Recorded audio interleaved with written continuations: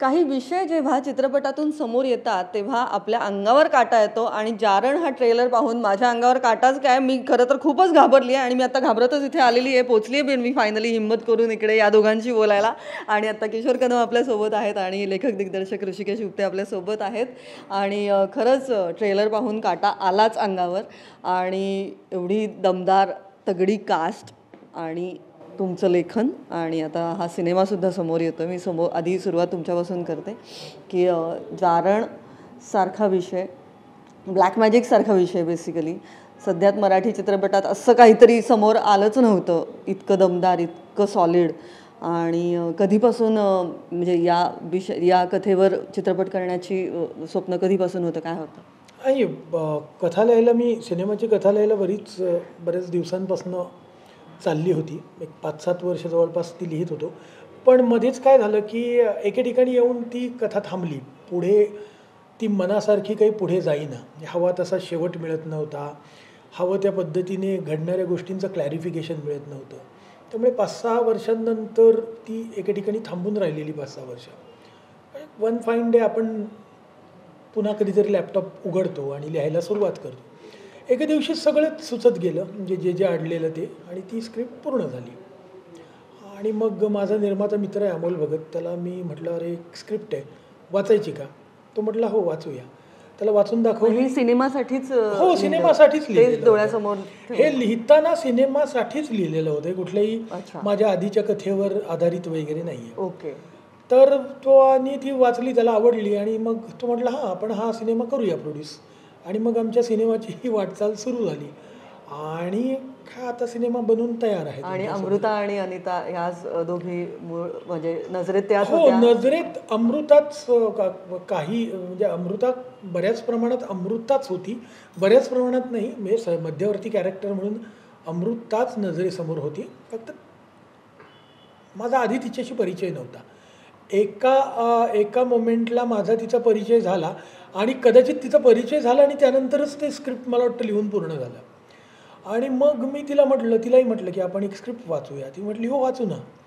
तिलाही ते स्क्रिप्ट खूप आवडलं. मग आम्ही एक कॉमन रीडिंग केलं, ज्याच्यात किशोरदादा, अनिता आणि इतर काही तंत्रज्ञ मंडळी, असं आम्ही कलाकार नजरेसमोर होते सगळे. अनिता नजरेसमोर होतीच, किशोरदादाही त्या भूमिकेसाठी नजरेसमोर होते.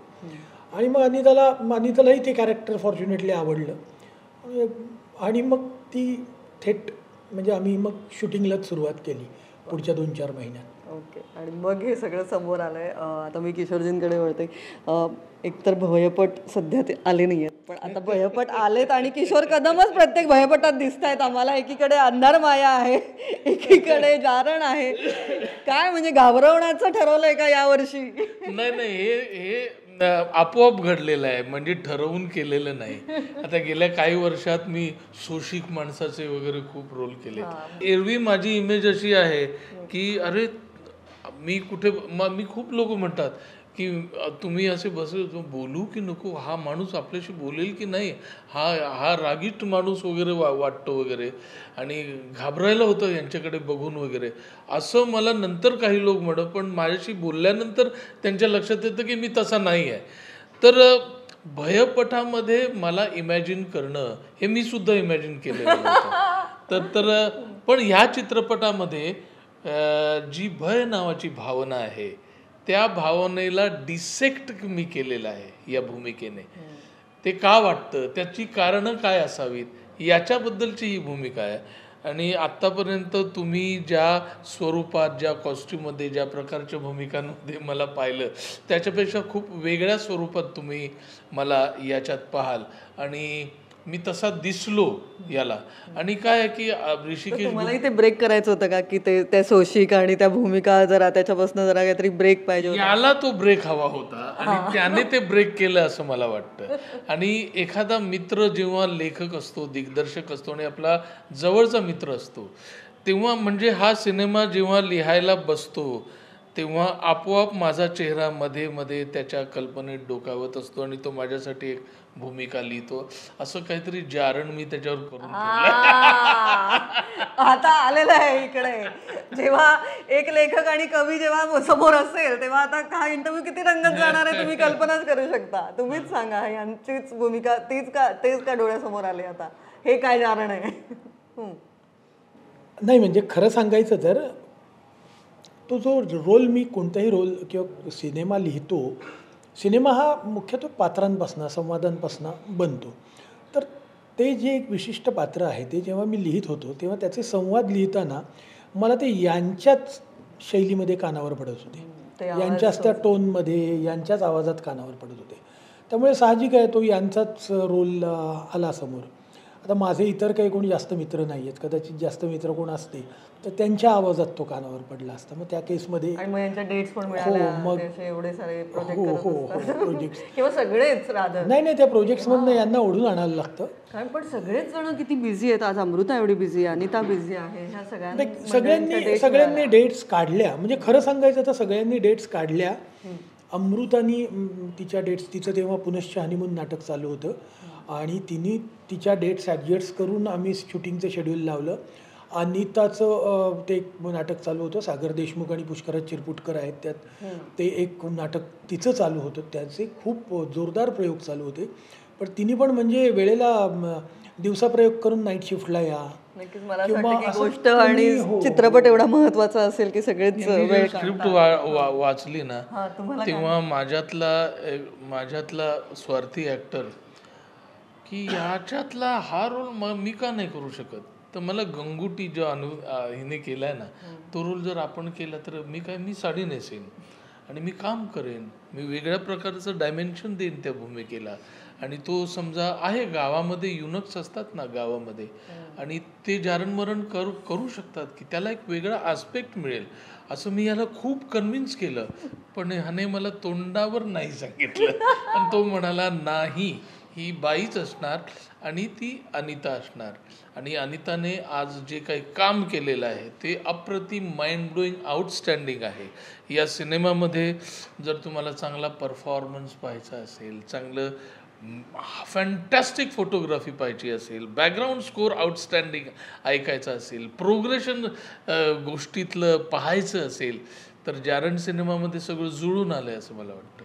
आणि अर्थात आता मुख्य विषयाकडे वळूया आपण की जेव्हा जारण, ब्लॅक मॅजिक सारखा विषय समोर येतो तेव्हा अर्थातच खूप ऐकलेले किस्से असतात, खूप ऐकलेल्या गोष्टी असतात. कधीतरी स्वतःवरही काही अनुभवलेलं असेल किंवा असं काही होतं की तुम्हाला स्वतः कधी असा याचा काही अनुभव आला होता? माझा या गोष्टींवर विश्वास नाही. पण अनेक वेळा जेव्हा गावागावात तुम्ही शूटिंगसाठी जाता तेव्हा कधी कधी अशा काही कथा ऐकल्या असतील किंवा हां, गावागावांमध्ये या सगळ्या कथा तर पसरलेल्याच आहेत. अशा कथांवरच आपली सगळी संस्कृती उभारलेली, अनेक मिथक आहेत त्यांच्याबद्दलची, ती आपण ऐकतच असतो. पण वयानुसार आपले सगळे परसेप्शन बदलत असतात. पण कधीकधी आपण कितीही नास्तिक असलो तरी कुठेतरी ही पॉझिटिव्ह एनर्जी आणि निगेटिव्ह एनर्जी असावी असं आपल्याला वाटतं. एखादी व्यक्ती भेटल्यानंतर आपल्याला एकदम बरं का वाटतं, एखादी व्यक्ती भेटल्यानंतर आपल्याला अनकम्फर्टेबल का वाटतं, एखाद्या जागी पोचल्यानंतर चांगलं किंवा बरं का वाटतं, या प्रश्नांना उत्तर नाही आहे. तसं तुम्ही कितीही सायंटिफिक विचार केला म्हणजे रॉकेट सोडताना सुद्धा नारळ फोडणारी माणसं आहेत आपल्याकडे. तर ह्या बिलीफबद्दल काय करायचं? यांना स्वतःची उत्तरं, स्वतःची समाधान प्रत्येकाला शोधायला पाहिजे असं मला वाटतं. आणि तुम्ही स्वतः यावर विश्वास ठेवता ब्लॅक मॅजिक? अजिबात नाही, अजिबात नाही, विश्वास नाही आहे. पण जर एखादी भूमिका तशी आली तर जोपर्यंत माझाच विश्वास नाही तोपर्यंत प्रेक्षक कसे विश्वास ठेवणार? तर तेच तर ॲक्टरचं काम असतं ना. ॲक्टरचं काम तेच असतं की मला ती माझ्यातली भय नावाची भावना आहे ती कशी जागी होईल, कशी मी तिला जागी करीन, आग कशी पेटवीन स्वतःमध्ये आणि काम कसं करीन. त्यालाच अभिनयाचा रियाज म्हणतात. आणि त्याच्यामुळेच ते मोठं आव्हान असतं. आव्हान असतं ते खूप. आणि आता तुमच्या तर कथा बद्धसुद्धा हे विषय आलेले आहेत. जेव्हा हा विषय जेव्हा समोर तुम्ही मांडत पाहत होतात ते कुठले अनुभव होते का, म्हणजे कुठले पर्सनल अनुभव होते का कुठल्या गावातनं ऐकलेल्या काही कथा होत्या त्यातून हे सगळं समोर आलं, काय होतं तेव्हा? नाही, कसं आहे की आपण एखाद्या गोष्टीवर आपला विश्वास आहे का असं म्हणतो, तेव्हा ती गोष्ट अस्तित्वात आहे का याविषयी आपण बोलत असतो. तर ब्लॅक मॅजिकवर माझा विश्वास आहे का, तर ब्लॅक मॅजिकवर माझा विश्वास नाही. मी लहानपणापासून त्याचे किस्से खूप ऐकलेले आहेत. ब्लॅक मॅजिक आपल्यावर केलेलं आहे, चेटूक करणी आपल्यावर केलेली आहे, म्हणून या नुसत्या भावनेतून उद्ध्वस्त झालेल्या फॅमिलीज मी बघितलेल्या आहेत. पण यावर माझा विश्वास नाही की ब्लॅक मॅजिकनी असं कोणाचं वाईट करता येत नाही. पण म्हणून ती गोष्ट अस्तित्वात नाही आहे का, तर अस्तित्वात आहे. म्हणजे तिचे परिणाम होवो न हो करणारे ती करणी जारण चेटूक हे परफॉर्म करतच असतात. आपल्यावर ती करणी ते जारण ते चेटूक झालेले आहे या कल्पनेनी जे खचायचे ते खचतच असतात. त्यामुळे विश्वास असणं ही वेगळी गोष्ट आहे आणि ती गोष्ट अस्तित्वात असणं ही एक पूर्णतः वेगळी गोष्ट आहे. मी मुळात कोकणात जन्माला येऊन मोठा झालेलो आहे, त्यामुळे मी या अशा गोष्टी खूप पाहिलेल्या आहेत. आणि यासाठी कोकणच असायची गरज नाही. तुम्ही महाराष्ट्रातल्या किंवा भारतभरातल्या कुठल्याही गावात गेलात, इव्हन तुम्ही शहरात गेलात, तुम्ही या शहरातल्या आपल्या मुंबईतल्या एक 4 मध्यमवर्गीय कुटुंबांमधनं जाऊन गप्पा मारा. दिवसभर गप्पा मारलात ना, तुम्हाला 2-3 कुटुंबातनं तरी कळेल, अरे आमच्या ह्याच्यावर कोणीतरी असं केलं होतं, त्याच्यावर तसं केलं होतं. आणि मला वाटतं आपण सगळे घडणाऱ्या ज्या वाईट घटना आहेत त्या कुणीतरी आपल्या आयुष्यात आपल्यावर काहीतरी आपलं वाईट चिंतलेलं आहे म्हणून झालेली आहेत, या कल्पनेनी पछाडलेले आहोत. तर मला असं या सगळ्या विषयांनी मला खूप ॲफेक्ट केलं होतं की यावर काहीतरी लिहायला हवं. मला कथा कादंबरी लिहिण्याऐवजी मी या विषयावर सिनेमा लिहिला. आणि काय होतं जेव्हा एखाद्या कुटुंबावर एक करणी जारण काळी जादू केली जाते, त्यावेळी त्या कुटुंबावर पूर्ण काय परिणाम होतो. तर हा एक अशा पद्धतीचा एक कौटुंबिक भयपट आहे की एका कुटुंबाने एकत्र बसून बघावा आणि त्यातून स्वतःचं रंजन करून घ्यावं, 4 गोष्टी त्यातून समजुतीच्या घरी न्याव्या, असा हा चित्रपट आहे. नक्कीच. आणि जेव्हा आपण म्हणतो की एक गट असतो की जे हे मानतो आणि जसं तुम्ही म्हणतात की एक गट असतो जे हे नाही मानत, त्यांना ते वैज्ञानिक दृष्टिकोनातून याकडे पाहतात. पण त्याही पलीकडे कधी कधी आपण म्हणतो की कोणी काय अंगठ्याच घालतंय, कोणी काय धागाच बांधतंय, खडे लावतात किंवा हे, तर या सगळ्या गोष्टींकडे तुम्ही कसं बघता का ते? नाही, मी एकेकाळी मी खडा वापरलेला आहे आणि पुष्कराज वापरल्याने असं होतं तसं होतं या भावना. फिल्म इंडस्ट्रीत ही गोष्ट जास्त जाणवते की अनेक जण अनेक सेलिब्रिटी असं करत असतात. म्हणजे इथे या इंडस्ट्रीत असं बरंच होत असतं असं म्हणलं जातं आहे. आणि पण म्हणजे एकेकाळी तसं अमिताभ बच्चन जाऊन तिरुपतीच्या लाईनमध्ये उभा राहतो, त्याच्या हातामध्ये मोठा हिरा दिसतो वगैरे, या सगळ्या गोष्टी आहेत. आणि त्या हा प्रत्येकाचा वैयक्तिक अनुभव आहे. तुम्ही एकेकाळी असं केलं होतं? हां, मी असं केलं होतं. पण आता मी साधं घड्याळ पण वापरत नाही, म्हणजे कुठली ज्वेलरी माझ्या अंगावर नाही. त्याच्यामुळे माझा आता त्याच्यावर विश्वास नाही आहे.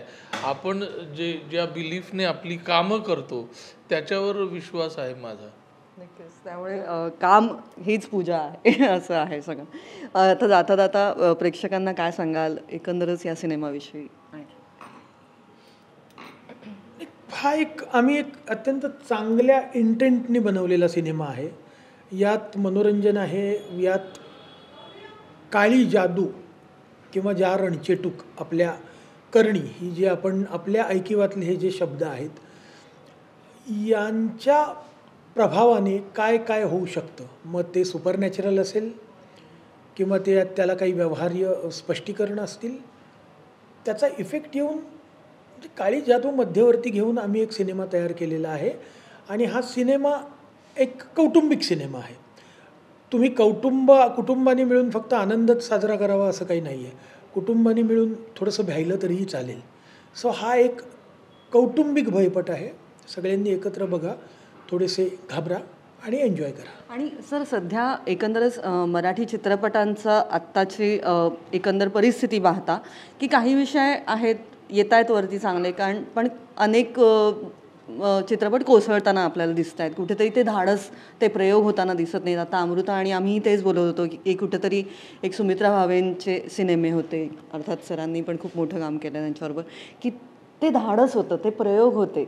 आत्ता जारणसारखा विषय जेव्हा समोर आला तेव्हा अमृता आणि आम्ही तेच बोलत होतो की अरे हा प्रयोगच मधल्या काळात दिसत नव्हता.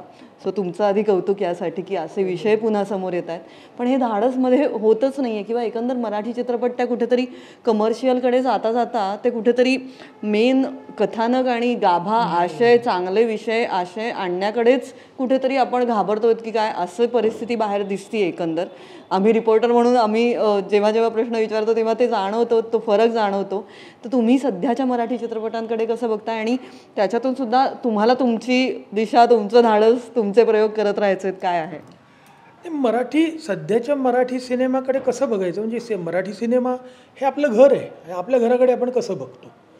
मला वाटतं मराठीत ही धाडसाचे प्रयोग होत असतील कदाचित आपलं त्याच्याकडे लक्ष जात नसेल किंवा ते सिनेमे जे चांगल्या इंटेंटनी केलेले असतील ते प्रकाशात येत नसतील. सो मला असं वाटतं की एक फेज असते त्या फेजमधनं प्रत्येक सिनेमा जसं प्रत्येकाचं आयुष्य एका फेजमधनं जातं तसं प्रत्येक व्यवसाय प्रत्येक इंडस्ट्री प्रत्येक सिनेमा तो हिंदी असो मराठी असो तिकडचं हॉलिवूडचा असो साऊथचा असो तो एकेका फेजमधनं जात असतो. तर मराठी सिनेमा कदाचित एखाद्या फेजमधनं जात असेल ती फेज बदलेल आणि कदाचित आत्ताचं जे एक औदासीन्यपूर्ण म्हणजे खरंच तसं वातावरण आहे की नाही मला माहीत नाही कारण आत्ता रिसेंटली काही सिनेमे खूप चांगले चालत आहेत आणि चांगले बनलेले आहेत. मी स्वतः ते जाऊन बघितलेले आहेत. तर कदाचित जर का थोडंफार उदासीनतेचं वातावरण असेल तर ते नक्की जाईल कारण ही फेज आहे. आज ना उद्या ती जाणार. एक अनीस बजवींसारखा प्रेझेंटर पण मिळतो तुम्हाला. हां म्हणजे ते काय म्हणजे ते त्याबद्दल काय बोलावं म्हणजे त्यांचे जेवढे मानावे तेवढे आभार कमी आहेत. ते आल्यामुळे आम्हाला एक हुरूप आला आहे आमच्यात एक एनर्जी आली. सिनेमा नव्या ताकदीने प्रेक्षकांपासून भरभरून बोलत होते ते सिनेमाविषयी प्रेक्षकांसमोर आणण्याची आम्हाला ताकद मिळालेली आहे. त्यामुळे त्यांचे आभार मानायलाच लागतील. हाच प्रश्न मी थोडासा वेगळ्या पद्धतीने किशोरजींना विचारीन की जसं मी म्हटलं की एक काळ होता जेव्हा सुमित्रा मावशींचे सिनेमे होते आणि त्याच्यातल्या तुमच्या त्या अत्यंत अफलातून भूमिका अर्थात आणि अफलातून सिनेमे तो एक वेगळा सुवर्ण काळच म्हणेन मी. आणि मग मधल्या काळात तो विषय तसे विषयही येणं कमी झालं ते धाडसी होणं कमी झालं आणि मग कुठेतरी एक असा विषय समोर येतो अशा भूमिका समोर येतात तेव्हा काय वाटतं? मला आता तू म्हणालीस की आम्ही रिपोर्टर सगळीकडे जातो आणि तुझ्यासारखे जे जाणकार ज्यांना जागतिक स्तरावरची माहिती आहे तू बघ ना आता गेल्या 8 महिन्यातले मराठी चित्रपट बघ चित्र बदललेलं दिसतंय. आपण जे म्हणतो की साऊथमध्ये वेगळे इतके विषय वेगळे येतात आणि आपल्याला भाषा कळत नसली तरी मराठी माणूस साऊथ इंडियन सिनेमा बघतो. गेल्या 8 महिन्यामध्ये आता बघ कुठे थांबायचं नावाचा चित्रपट चालायला लागला आहे. गुलकंद नावाचा चित्रपट चालायला लागला आहे. देव माणूसला काही लोक येऊन गेले. विषय सगळे बदलतात आहेत आणि ही जी नवीन मंडळी जी येतात ती वेगवेगळे विषय हाताळतात आहेत आणि खूप चांगल्या पद्धतीने लोकांना आकर्षित करतात आणि लोक येतात आहेत. आपण जे बोंब मारतो की लोक थिएटरपर्यंत येत नाहीत पण जर तुमचा कॉन्टेंट चांगला असेल तर आपोआप मग ती आता भाषेचं पण बॅरियर राहिलेलं नाही. मला वाटतं हा चित्रपट हिंदीमध्ये डब केला तर साऊथ इंडियन माणसाला सुद्धा आवडू शकतो हा चित्रपट. आता आम्ही जो सबटायटल्स असणार आहेत का? हो अर्थात ना सबटायटल्स आहेत ना. अंधार माया पण आता आम्ही हिंदीमध्ये डब करतो ते हा देशाच्या स्तरावर जाणारा सिनेमा आहे. तर कॉन्टेंट तुमचा चांगला पाहिजे आणि पॅशन पाहिजे. दिग्दर्शकाचं काम करणाऱ्या लोकांचं चित्र तुम्हाला पॉझिटिव्ह वाटतं? पॉझिटिव्ह आहे. मला खूप बरं वाटतंय की असे वेगळे विषय येतात आहेत आणि लोक थिएटरपर्यंत येतात आहेत. धन्यवाद. खूप छान वाटलं आणि अर्थात हा संवादही फार सुंदर होता आणि जारणसाठी खूप मनापासून शुभेच्छा. Thank you so much.